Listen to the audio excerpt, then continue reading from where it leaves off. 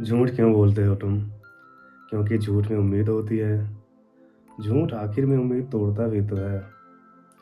झूठ से आखिर तक बात चलती तो है, वरना सारे रिश्ते एक शाम में खत्म हो जाते हैं। Had to tell her that I don't even need her. Told her bad bitch to keep her feet up. Making all the songs and I don't take the fees. Hello guys, आप सभी लोगों का स्वागत है मुसाफिर OP channel पर। और हम लोग आ गए हैं बड़े दिनों बाद इस चैनल पर अपनी पहली बुक लेकर। ये है मुसाफिर कैफे, जिनके राइटर हैं दिव्य प्रकाश दुबे जी। जो आपने स्टार्टिंग में लाइन सुनी वो इसी बुक की है, और आज हम लोग इसी बुक को पढ़ने वाले हैं। ये एक नॉवेल है, और बुक शुरू करने से पहले मैं आप लोगों को बता दूं, इसमें 3 मुख्य किरदार हैं। पहला है चंदर, दूसरी है सुधा और तीसरी पम्मी है। और जो ये तीनों नाम लिए गए हैं डॉक्टर धर्मवीर भारती जी की सब फेमस नॉवेल गुनाहों के देवता से लिया गया है। बस नाम लिया गया है, कहानी वहानी सब अलग है। और बुक स्टार्ट करने से पहले मैं तीनों कैरेक्टर के जो मेन किरदार है ये उनके बारे में बता दूं। जो चंदर है वो एक कंपनी में काम करता है। जो सुधा है वो ये एक लॉयर है फैमिली कोर्ट में, जो डिवोर्स कराती रहती है। और तीसरी पम्मी है, वो ये एक टूर एंड ट्रैवल कंपनी चलाती है। तो चलो गाइस, हम लोग शुरू करते हैं अपनी पहली नॉवेल। अपने इस चैनल के लिए शुरू करते हैं अपनी पहली बुक मुसाफिर कैफे। तो अपनी कहानी की शुरुआत होती है बॉम्बे से। दोनों कैरेक्टर अपने बॉम्बे में रहते हैं और इनके घर वाले शादी कराना चाहते हैं। तो इन दोनों को नंबर एक्सचेंज करा देते हैं और इनकी पहली मुलाकात होती है मुंबई के एक कैफ़े में। जब ये लोग पहली बार मिलते हैं तो इनकी कन्वर्सेशन कुछ इस तरह शुरू होती है। तो यहाँ पे कहानी बड़ा बढ़िया से राइटर ने लिखा है। कहा से कहानी, जब ये पहली बार मिलते हैं, हम पहले कभी मिले हैं? ये चंदर पूछता है सुधा से। सुधा ने बच्चों जैसी शरारती मुस्कुराहट के साथ कहा, शायद। शायद कहाँ? मैंने पूछा, यानी चंदर ने पूछा। सुधा बोली, हो सकता है कि किसी किताबों में मिले हों। चंदर थोड़ा चौंक गया है। वो सोचता है लोग कॉलेज में, ट्रेन में, फ्लाइट में, बस में, लिफ्ट में, होटल में, कैफे में, तमाम जगहों पर मिलते हैं, लेकिन किताब में कोई कैसे मिल सकता है? ऐसा चंदर पूछता है सुधा से। इस बार मेरी बात काटते हुए सुधा बोली, 2 मिनट के लिए मान लीजिए हम किसी किताब के किरदार हों जो अभी लिखी ही नहीं गई हो। ये सुनकर मैंने चाय की एक कप से लंबी चुस्की ली और कहा, मजाक अच्छा कर लेती हो। तो ये जब दोनों पहली बार मिलते हैं तो ये उनकी कन्वर्सेशन होती है। यहाँ से चंदर सुधा से नंबर ले लेता है और दोनों अपने अपने घर को चले जाते हैं। तो फिर बीच बीच में सुधा और चंदर का मिलना जुलना लगा रहा, और इसी बीच चंदर सुधा से शायद प्यार करने लगा था और उसे शायद बताया भी नहीं। और इसी बीच सुधा का अपने रूममेट से झगड़ा हो गया, क्योंकि सुधा पीजी में रहती थी और ये चंदर के यहाँ शिफ्ट हो गई थी। और एक दिन ये लोग पीजी ढूंढने के चक्कर में ऐसे ही बम्बई किनारे, बॉम्बे में समंदर किनारे बीच पे टहल रहे होते हैं। तो बात चल रही होती है सुधा और चंदर के बीच में। तो कुछ ऐसी बात होती है, सुधा चंदर से कहती है, यार मैं पीजी ही ले लेते हूँ। चंदर पूछता है, कुछ बुरा लगा क्या?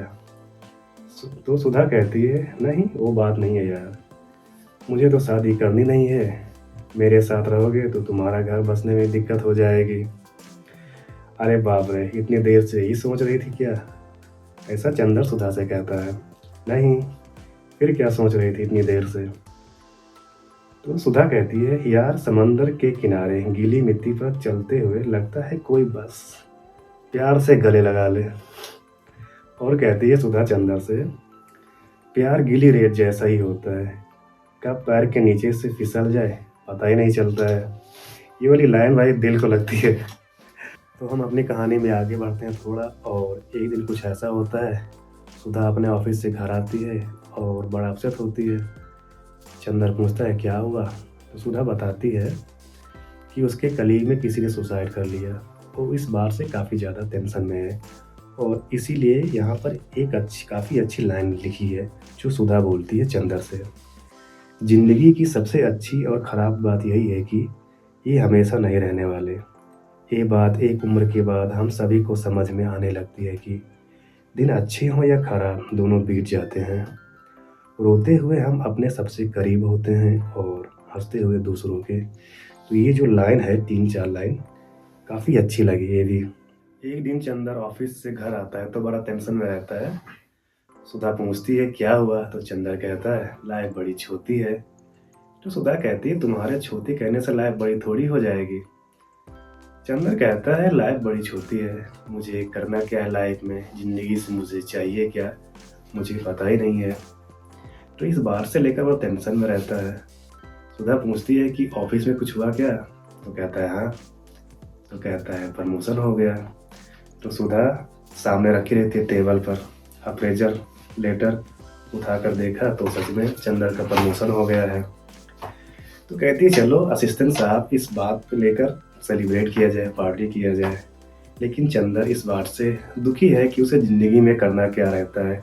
इसे जंजी होते हैं लाइफ में, पता ही नहीं है कि आगे करना क्या है। जैसे नहीं होता है कि फॉलो योर ड्रीम्स, ये सब बस लेक्चर फेक्चर जो चलता रहता है कि अपने सपनों के पीछे दौड़ो। तो सुधा उसे लेक्चर वेक्चर सुनाती रहती है। तो इस बार से चंदर थोड़ा कहता है यार सुधा तुम ऐसे क्यों बोल रही हो। तो सुधा कहती है इसीलिए बोल रही हूँ क्योंकि जिसको जाना होता है वो बस निकल जाता है अपनी ज़िंदगी में, उनको क्या चाहिए। तुम्हारी तरह दारू पीते हुए सोचते नहीं, जैसे स्टीव जॉब्स की स्पीच नहीं देखते, जिंदगी मिलती उन्हीं को है जो ढूंढने निकलते हैं, बैठ के बस बातें नहीं करते। ये बातें होती हैं, दोनों के बीच कन्वर्सेशन चलता है। फिर क्या, सुधा पार्टी करना चाहती है कि चलो चंदर का प्रमोशन हो गया, असिस्टेंट बन गया है ऑफिस में, तो चलो पार्टी करते हैं। तो सुधा कहती है चलो हनीमून मनाने चलते हैं। तो चंदर चौंक जाता है, कहता है शादी से बिना शादी के लोग हनीमून पे कैसे जाते हैं। तो सुधा कहती है कि हनीमून मनाने के लिए शादी करना ज़रूरी है, वो तो वैसे भी कर सकते हैं। तब क्या, सुधा फटाफट लैपटॉप ऑन करती है और 7 डे का ट्रिप बुक कर लेती है, हनीमून पैकेज अंडमान के लिए। एक दिन पहले वो लोग शॉपिंग करते हैं और फिर नेक्स्ट डे निकल जाते हैं 1 हफ्ते के लिए छुट्टी मनाने हनीमून अंडमान निकोबार आइलैंड। तो हम लोग अपनी कहानी में थोड़ा आगे बढ़ते हैं और यहाँ पे दिया गया है कासे कुंडली, पेज नंबर 82 पे। तो चंदर की माँ जाती है चंदर से मिलने के लिए और सुधा रहती है चंदर के साथ में, तो उसे शिफ्ट करना पड़ता है 1 हफ्ते के लिए। तो चली जाती है सुधा 1 हफ्ते के लिए और जाने से पहले दोनों के बीच कन्वर्सेशन होता है। चंदर सुधा से प्यार करता है और सुधा भी चंदर से प्यार करती है, बस वो शादी नहीं करना चाहती है। तो इन दोनों के बीच शादी को लेकर झगड़ा होता है, सुधा नहीं मानती है और चंदर सुधा को कहता है कि हमेशा के लिए तुम चली जाओ, यहाँ पर कभी मत आना। तो सुधा चली जाती है और चंदर इस बार से काफ़ी परेशान रहता है। तो इसी बीच हफ्ते भर कब निकल जाते हैं पता ही नहीं चलता। अब चंदर की माँ घर जा रही है तो पुलिस स्टेशन चंदर ड्रॉप करने जाता है अपनी माँ को। चंदर चाहता था कि सुधा उसकी माँ से एक बार आके मिल ले, पर सोच रहा था कि उनकी दोनों को झगड़ा हो गया है तो आएगी नहीं। फिर भी वो सुधा को मैसेज ड्रॉप कर देता है। सुधा आती है स्टेशन पर, उसकी माँ से मिलती है और मिलने के बाद दोनों घर चले जाते हैं। घर पहुंचने पर सुधा चंदर से बताती है कि वो प्रेग्नेंट है। तो चंदर, दोनों की झगड़ा हुआ था पहले ही, तो कहता मैं मजाक के मूड में नहीं हूँ। सुधा कहती है मैं सीरियस हूँ। चंदर कहता है कि अबॉर्ट करा दो। तो सुधा बोलती है बस आगे कुछ मत बोलना, तुम जाओ, लेकिन अकेले कैसे करोगी, ऐसा चंदर पूछता है। बस बोला ना तुम जाओ चंदर, सब हो जाएगा, सब हो जाता है, ऐसा सुधा चंदर से बोलती है। और चंदर चला जाता है घर छोड़ के, सुधा को छोड़ के, अपने होने वाले बच्चे को छोड़ के। कहाँ जाता है आगे हम लोग जानते हैं गाइस। फिर क्या था, चंदर अपना बैग पैक करता है और उसे ये पता नहीं है कि उसे जाना क्या है। बैग पैक करके वो सीधे पहुंच जाता है मुंबई एयरपोर्ट। वहाँ काफ़ी भीड़ भाड़ रहती है, तो वो सीधे एयरपोर्ट से स्टेशन पहुंच जाता है और स्टेशन से ट्रेन पकड़ के हरिद्वार पहुंच जाता है। हरिद्वार पहुंचकर वो हरिद्वार घूमता है, गंगा आरती देखता है, रात भर गंगा किनारे रेत पर बैठकर अपने बारे में सोचता रहता है, सुधा के बारे में सोचता रहता है और सोचता रहता है कि उसे ज़िंदगी में, अपने लाइफ में चाहिए क्या, उसे करना क्या है। और ये सब करते उसे कुछ दिन हरिद्वार में निकल जाते हैं और एक दिन अपना बैग पैक करके सीधे हरिद्वार के बस स्टैंड पहुंच जाता है। और यहाँ पर काफ़ी अच्छी एक लाइन लिखी हुई है जो मैं अभी आपको सुना रहा हूँ। हमारी असली यात्रा उस दिन शुरू होती है जिस दिन हमारा दुनिया की हर चीज़ से, हर रिश्ते से भगवान पर से विश्वास उठ जाता है। और यात्रा उस दिन खत्म होती है जिस दिन ये सारे विश्वास लौटकर हमें गले लगा लेते हैं। हम सब केवल किसी न किसी चीज़ में विश्वास करना सीखने के लिए पैदा होते हैं। भटकना मंजिल की पहली आहट है। कोई सही से भटक ही ले तो भी बहुत कुछ पा लेता है। तो चंदर हरिद्वार बस स्टैंड पहुंचकर बस में जाके चढ़ जाता है और बैठ जाता है। तो कंडक्टर आता है, उसे टिकट मांगता है। तो चंदर बड़ी लापरवाही से टिकट मांगता है, कहता है कि जहाँ तक बस जा रही है वहाँ तक मुझे टिकट दे दो। और वो बस जा रही थी सीधे मसूरी के लिए। चंदर के पड़ोस में एक लड़की बैठी रहती है जो पहाड़ को निहारते हुए जा रही होती है। और इसी बीच दोनों के बीच कन्वर्सेशन शुरू होता है। तो पता चलता है कि उस लड़की का नाम पम्मी है। तो दोनों के बीच बात कुछ ऐसे शुरू होती है। पम्मी पूछती है चंदर से, घर छोड़ के आ रहे हो? चंदर कहता है, हाँ, तुम्हें कैसे पता? जहाँ तक बस जाती है वहाँ तक टिकट मांगने वाले अक्सर घर छोड़कर भागे हुए होते हैं। घर तो छोड़ा है मैंने, लेकिन भागा नहीं हूँ, ऐसा चंदर बोलता है पम्मी से। और चंदर ही पम्मी से पूछने लगता है, तुम भी घर छोड़कर निकली हो क्या? हाँ, 3 साल हो गए हैं, ऐसा पम्मी कहती है। तो पम्मी और चंदर पहुंच जाते हैं बस से ट्रेवल करके सीधे मसूरी। मसूरी पहुंचने के बाद पम्मी चली जाती है अपने शॉप पर, जो एक टूर एंड ट्रेवल कंपनी चलाती है। चंदर चला जाता है मसूरी रोड के आसपास एक होटल, चेक इन करता है जाकर और 4-5 दिन रहता है। और उसका दिनचर्या होता है सुबह उठना, मसूरी घूमना, मॉल रोड घूमना और एक कैफ़े में जाके वहाँ पर कुछ किताबें पढ़ना और एक चाय पीना, नाश्ता करना। बस उसकी दिनचर्या ऐसी ही चलती थी। और एक दिन वो कैफ़े में बैठे किताब पढ़ रहा था और चाय पी रहा था। और एक वहीं पर पम्मी आई हुई थी, जो कैफ़े का ओनर था, उससे बात करने के लिए। तो उसकी नज़र चंदर पर पड़ती है, तो वो जाके चंदर के पास बैठ जाती है। तो चंदर पूछता है, यहाँ किस लिए आई हो? तो बताने लगती है कि ये जो कैफ़े का ओनर है इसे बेचना चाहता है और मैं लेना चाहती हूँ, बट मेरे पास इतने पैसे नहीं हैं। तो दोनों के बीच बात होती है। तो चंदर पम्मी से कहता है कि होटल ये कैफ़े काफ़ी बढ़िया है, डील मिस मत करो, तुम इसे ले लो। तो कहती मेरे पास इतने पैसे नहीं हैं। तो चंदर हेल्प करने के लिए बोलता है। तो चंदर पम्मी से बस फेवर में इतना सा मांगता है कि उसे फ्री का एक चाय और एक गोभी के पराठे और रहने के लिए एक छोटा सा कमरा कोने में, बस और कुछ नहीं चाहिए। तो डील डन हो जाती है। और चंदर पूछता है पम्मी से कि कैफ़े का नाम क्या सोचा था तुमने? पम्मी कहती है कि पम्मी कैफ़े एंड स्नैक्स तो बिल्कुल नहीं सोचा था। नहीं यार, मुसाफिर कैफ़े नाम सोचा था, ऐसा पम्मी चंदर से कहती है। मुसाफिर कैफ़े क्यों? सवाल करता है चंदर। बस ऐसे ही, ऐसा कोई ख़ास रीज़न नहीं है। बस जब मैं भी कहीं घूमने जाती हूँ तो लगता है इस दुनिया में हम सब मुसाफिर ही तो हैं। इसीलिए मैंने इस कैफ़े का नाम मुसाफिर कैफ़े रखा है। तो हम लोग अपनी कहानी में जंप करते हैं 10 साल। 10 साल बाद जब पहुँचते हैं तो एक काफ़ी अच्छी लाइन लिखी है जो मैं आपको भी पढ़ के बता रहा हूँ। पता है हमें किसके साथ ज़िंदगी गुजारनी चाहिए? किसके साथ? पम्मी पूछती है। बचपन में हमने माचिस की डिबिया में घर की खिड़की के कोने से आने वाली धूप को छुपा कर रखा होता है। शायद तुमने भी रखा होगा। हाँ, तो बस क्या, जिस दिन तुम्हें अपने अलावा कोई दूसरा ऐसा मिल जाए जो तुम्हारी माचिस की डिबिया बिना खोले ही मान ले कि धूप अभी भी वहाँ डिबिया में हो, तो सोचना नहीं, उसके साथ ज़िंदगी गुजार लेना चाहिए। और अगर ऐसा ना हुआ तो अपनी माचिस की डिबिया खोलकर थोड़ी सी धूप चख लेनी चाहिए। तो चंदर और पम्मी दोनों आपस में बात कर रहे थे और बातों में पम्मी ने चंदर से पूछा कि कभी मन नहीं हुआ तुमको कि सुधा से बात करके अपने बच्चे के बारे में जानने के लिए, सुधा का हालचाल लेने के लिए? तो चंदर बताता है कि उसने कॉल किया था 10 साल पहले, वो हॉस्पिटल में थी। उसने बोला था कि बच्चे अबॉर्ट कराना पड़ गया और उसने कॉल रख दिया था। फिर चंदर बताता है कि उसने फिर से दोबारा हॉस्पिटल में कॉल किया था कंफर्म करने के लिए, और कंफर्म करके पता चला कि सुधा झूठ बोल रही थी। ये सुनकर पम्मी चंदर के सिर को सहलाने लगी, जैसे चंदर के अंदर के बच्चे को सुला रही हो और चुपचाप बता रही हो कि एक दिन सब ठीक हो जाएगा। और यहीं पे काफ़ी अच्छी लाइन बताती है, दुनिया में देने लायक अगर कुछ है तो वो है एक दिन सब ठीक हो जाएगा की उम्मीद। ये दुनिया शायद आज तक चल ही शायद इसीलिए रही है क्योंकि लोग अभी भी जाने अनजाने एक दिन सब ठीक हो जाएगा की उम्मीद दे देते हैं। 10 साल बाद उधर सुधा भी बॉम्बे में काफ़ी बड़ी फैमिली लॉयर बन चुकी है, काफ़ी बड़ी फर्म चलाने लगी है और उसका एक बेटा भी है जिसका नाम उसने अक्षर रखा है।